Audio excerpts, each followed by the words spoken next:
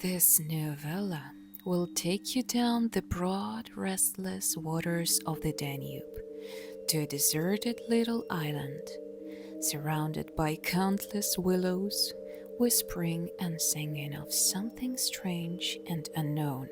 It's a story in the finest tradition of weird fiction, where the author plays with the human mind and evokes the most intense feelings of awe and anticipation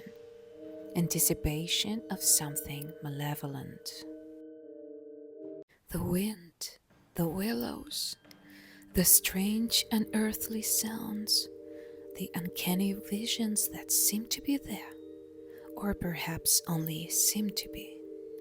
It is that unique primordial atmosphere that awakens a very ancient fear, a sense of alertness and unease, when something unknown, not of this world, something sinister, is lurking nearby. And the only way to stay alive is not to think about it, and not to name it.